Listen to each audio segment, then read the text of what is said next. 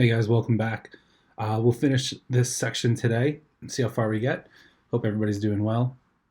Remember to keep up with the assignments and run through those Quizlets every now and then.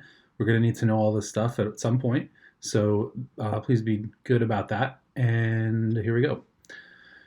So we're talking about Saint Therese of Lisieux. We talked about her temperament last class, about how she was very strong-willed, about how she had that moment where she realized that she was being very self-centered, and she kind of turns her life around. She wants to join a religious community. She's denied her request from the woman in charge and then by the bishop, and then she went all the way to the Pope and asked his permission, and he says yes. So she was able to enter this community. So as a Carmelite sister, Saint Therese was cloistered. If you remember back, what does it mean to be cloistered? It means to be cut off from the world in many ways, and they spend most of their life in their community, not leaving unless they have to go to a doctor or something like that. There's actually an article that I want to share with you guys about a nun who wrote the article, who kind of gave a insight into this whole social distancing thing, saying that she spends her days basically distant from society, and what are some helpful tips to kind of get through that. So I'm going to send that to you guys as well. When she entered the order in the cloister, she felt that she would never be able to do great works like some of these saints that we've kind of gone through. She didn't think that she would ever be one of the greats that we hear about, like a Saint Francis or Saint Catherine of Siena. And this changes kind of her focus in her life. She realizes she's not ever going to be one of these great saints because she is someone who is bound to stay in these communities, in this community. So instead, she's going to choose to do the small things in her life as best as possible, in hopes that being able to be perfect in small ways could be a gift to God. Because uh, she was in this community, she had many things that she had to do um, for the community, like chores and whatnot. So these were the things that she kind of set her focus on to be holy and accomplish. Little quick, did you know? Her parents were both, like I said, canonized uh, in 2015, and her sister is also on her way to sainthood as well. So that Holy Family that we talked about before, that's there, a little bit more on them.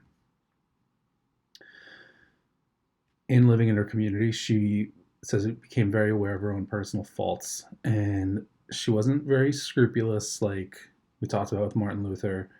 She's just very hard on herself, and she experienced what we call spiritual aridity. We talked a little bit about this when we talked about those saints who um, they get so close to their faith that they realize how far they really are. It's kind of a paradox. And it's this feeling of a deeper, deeper desire to know Christ that can't be satisfied in this world.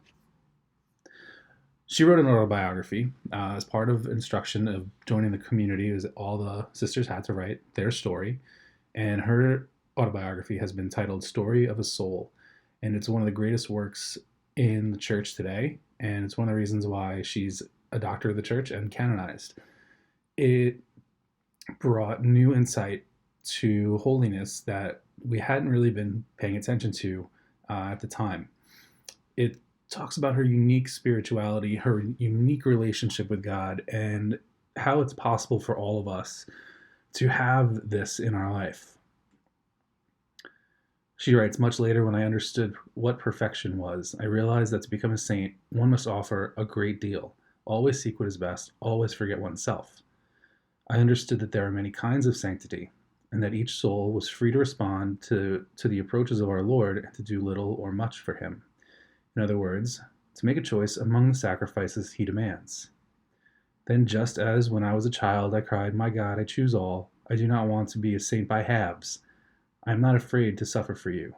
I fear only one thing, that I should keep my own will. So take it, for I choose all that you will. She wanted desperately to be loved, and love was something that was very important to her. giving love and being loved. She counted herself as one of the lowliest creatures on earth, as one of the most simple and humble people as she could be. Calling Recalling her relationship with God, she writes, "You know, Mother, not that Mother is not God. She's speaking to Mary, of course.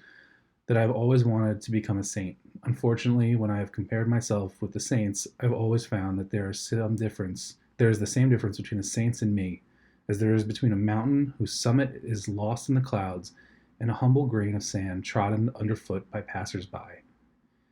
Instead of being discouraged, I told myself, God would not make me wish for something impossible, and so, in spite of my littleness, I can aim at being a saint.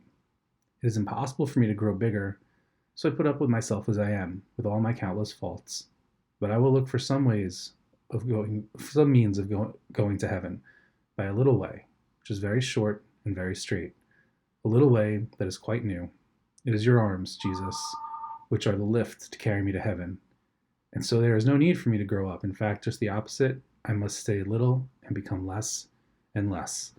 And this is her hidden beauty in her life, that she put others first, that she put her own needs last, that she knew that if she wanted to get closer to God, she couldn't compare herself to others. She couldn't win God's love by doing great things. She had to kind of do less and less, and to push those distractions of the world out of her life, to push those desires, the selfish desires, out of her life.